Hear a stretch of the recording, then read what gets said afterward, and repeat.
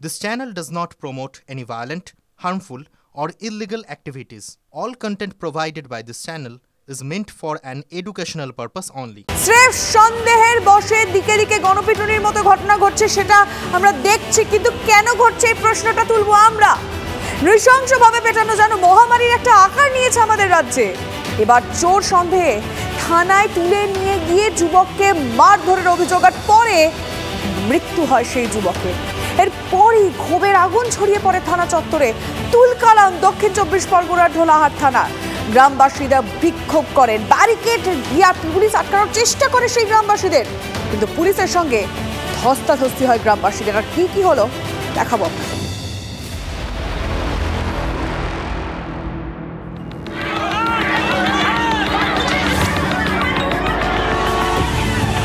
যুবকের মৃত্যুতে ক্ষোভের আগুনে ফুঁসছে ঢোলাহাট। চোর সন্দেহে ঢোলাহাট থানায় তুলে নিয়ে গিয়ে পিটিয়ে খুনের অভিযোগ উঠল পুলিশের বিরুদ্ধে। মৃতের নাম আবু সিদ্দিক হালদার, মথুরাপুরের ঘাট বকুলতলা এলাকার বাসিন্দা।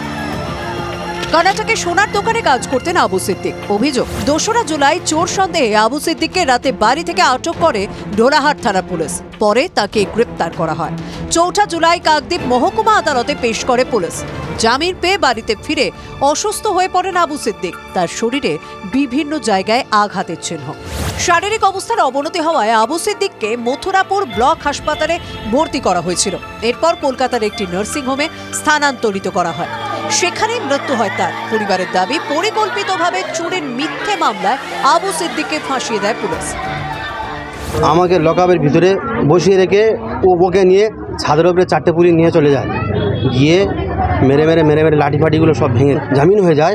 তারপরে হসপিটালে যখন আমি নিয়ে যাব তখন আমার ভাইপো বলল আমার পিছনে লাঠি ঢুকিয়ে দিয়েছে। গ্রামে পৌঁছতেই ক্ষিপ্ত হয়ে ওঠেন গ্রামের মানুষ।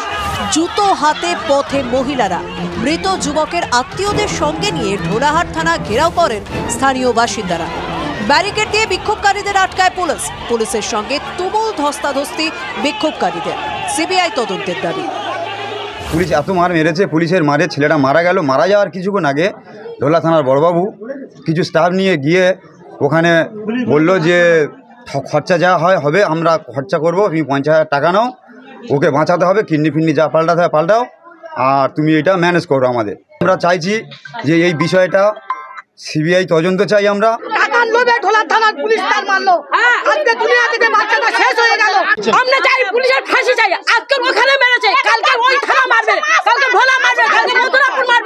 পরিবারের লোকজনেরা ইতিমধ্যেই বিক্ষোভ দেখাতে শুরু করেছেন। ঢোলাহাট থানার সামনে ব্যারিকেড দিয়ে পুলিশ বিক্ষোভকারীদেরকে আটকে রেখেছেন। তবে তাদের দাবি যে অভিযুক্ত পুলিশ কর্মীদের বিরুদ্ধে যথাযথ ব্যবস্থা নিতে হবে। ঢোলাহাট থানা অভিযোগ নিতে চায়নি, দাবি আবুর পরিবারের। ইমেলে সুন্দরবন পুলিশ জেলা সুপারের কাছে অভিযোগ দেয়। সুন্দরবন পুলিশ জেলার সুপার কোটেশ্বর রাও জানিয়েছেন, আদালতে পেশ করার সময় কোনো শারীরিক সমস্যা ছিল না। পরিবারের অভিযোগের ভিত্তিতে বিভাগীয় তদন্ত শুরু হয়েছে। দক্ষিণ 24 পরগনা থেকে শুভেন্দু হালদারের রিপোর্ট, TV9 বাংলা। যুবকের মৃত্যুকে কেন্দ্র করে দুপুরে ফের রণক্ষেত্র হয়ে ওঠে ঢোলাহাট থানা চত্বর। পুলিশকে লক্ষ্য করে চলে ইট বৃষ্টি। ইটের ঘায়ে জখম হন কয়েকজন পুলিশ কর্মী। আর পরিস্থিতি নিয়ন্ত্রণে আনতে পাল্টা পুলিশকে লাঠিচার্জ করতে হয়।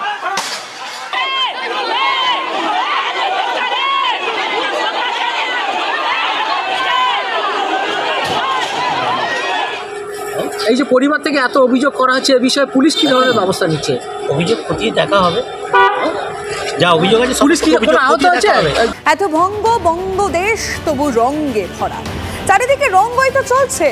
সালিশি, গণপিটুনি, রাজনৈতিক দলের কর্মীদের মধ্যে মারামারি, নিত্য নতুন কীর্তিমানের আবির্ভাব হচ্ছে। সামনে আসছে তাদের নতুন নতুন কীর্তি। এই বঙ্গে মস্তানি বিদ্যা, মহাবিদ্যা যদি না পড়ো ধরা, একবার ধরা পড়লেই সব জারি জুড়ি ফাঁস। আরিয়াদহের শাহজাহান জয়ন্ত সিং এর কথাই আপনাদেরকে বলছি। তার কীর্তির যে শেষই হচ্ছে না। জয়ন্ত গ্যাংয়ের গুন্ডামির ছবি কিভাবে সামনে এসেছে সেটা আপনাদেরকে দেখাবো আপনাদের। জয়ন্তর বন্দুক চালানোর যে ট্রেনিং, সেই ছবিও ভাইরাল হয়েছে, যা আমাদের কাছে রয়েছে। চলুন একটু দেখা যাক সেই ছবি।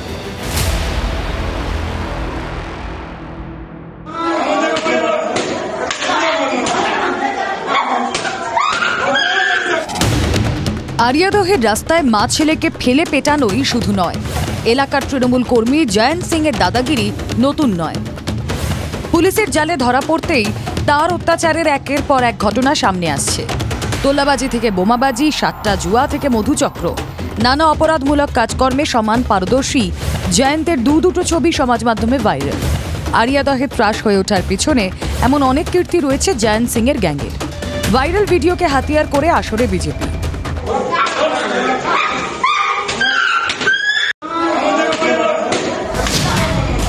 আরিয়াদহের ক্লাবে চোর সন্দেহে চ্যাংদোলা করে ঝুলিয়ে লাঠি পেটা। ক্লাবের ভিতরেই যেন খাপ পঞ্চায়েত। কারো দাবি এই ভিডিও 2021 সালে, কেউ বলছেন 2022-এ। ভিডিও সামনে আসতেই শোরগোল পড়ে যায়। ভাইরাল ভিডিও দেখে বেলঘরিয়া থানা এফআইআর করে। শতপ্রণোদিত মামলা রুজু করা হয়েছে। ভিডিও দেখে 8 জনকে চিহ্নিত করেছে পুলিশ। আগে গ্রেফতার হয়েছে জয়ন্ত সিং, জঙ্গা ও গুড্ডু। তবে যাদের মারধর করা হয়েছে তাদের এখনো চিহ্নিত করা যায়নি। উঠে আসছে আরও একটি নাম, রাহুল গুপ্তা। ভাইরাল ভিডিওয় রয়েছে এই কীর্তিমানও। রাহুলের দুষ্কর্মে হাতে খড়ি জয়ন্তের কাছে। বিহার থেকে আসা রাহুল শুরুতে কেটারিং এর ব্যবসা করলেও পরে জয়ন্ত সিং এর গ্যাংয়ে যোগ দেয়। এবার দেখুন জয়ন্তের আরও এক কীর্তি। বন্দুক চালানোর জয়ন্তের ট্রেনিং এর ছবিও ভাইরাল। তৃণমূল কর্মীকে বন্দুক চালানোর ট্রেনিং জয়ন্ত সিং এর। ভিডিও ভাইরাল হতেই আরিয়াদহে আতঙ্কের চোরাস্রোত। মেশিন নিয়ে ওকে দেখাচ্ছে গুলি কিরমভাবে করতে হয়, সেসব দেখাচ্ছে। সব প্রশিক্ষণ চলে এরকম মাঝে মাঝেই চলে। এই বাপ্পা কি কোথাকার বাপ্পা? বাপ্পা হচ্ছে আরিয়াদহ হসপিটালে, যে তার পেছনেই থাকে। এরা পুরো তালিবানি কায়দায় চলা এরা সব। মানে এই প্র্যাকটিস কি মানে একদম ছেলে তৈরি? হ্যাঁ, ছেলে তৈরি করে, ওদের গ্রুপে ছেলে এই বাপ্পা এর নাম। গুন্ডা গ্যাংয়ের মাথায় কোন নেতার হাত? কিসের জোরে গুন্ডা গ্যাংয়ের দাপট? ভিডিও প্রকাশ্যে আসতেই অস্বস্তি ঝেড়ে ফেলতে মরিয়া তৃণমূল। পুরনো ভিডিও বলে দাবি করে রাজনৈতিক প্রতিহিংসার অভিযোগ শাসক দলের। যখন আমাদের তৃণমূল চিহ্নিত হয়েছে, সেই তৃণমূল চিহ্নিত হওয়াতে তৃণমূল তার সঙ্গে নেই, এটুকু আপনারা 100% আপনারা ভাবতে পারেন। তৃণমূলের কর্মী হোক আর বাংলার মানুষই হোক, একজন মানুষ অন্যায় করেছে, তার জন্য প্রশাসন আছে, সেই প্রশাসন যে ব্যবস্থা নেওয়া নেবে। ঘটনার সঙ্গে দূরত্ব তৈরির চেষ্টা কামারহাটের বিধায়ক মদন মিত্রের ছেলে। পূর্ণভাবে মিথ্যে কথা, কারণ আমাদের আরিয়াদহতে ওরকম কোনো অফিস নেই। মদন মিত্রের একটাই অফিস আছে এই বিধানসভায়, সেটা দক্ষিণেশ্বরের নিচে বাড়িতে থাকেন তার তলায়। তা এইটা যেটা আপনারা যে জায়গা দেখাচ্ছেন সেটা কোনোভাবেই আমাদের সঙ্গে কোনোভাবেই রিলেটেড নয়। স্বাভাবিকভাবেই প্রশ্ন তো উঠবেই, জয়ন্ত গ্যাংয়ের দাপট দীর্ঘদিনের। কিছুই কি জানতো না প্রশাসন? কিসের জোরে গুন্ডাদের দাপট? পুলিশ প্রশাসনকে কার্যত তুলোধনা করছেন বিজেপির নেতা নেত্রীরা। মমতা বন্দ্যোপাধ্যায় চাইছেন পশ্চিমবঙ্গকে ভারতবর্ষের মধ্যে একটি আলাদা রাষ্ট্র হিসেবে বা পশ্চিম বাংলাদেশ হিসেবে তৈরি করা যায়। আস্তে আস্তে সেই ধরনের ঘটনায় প্রমাণিত হচ্ছে।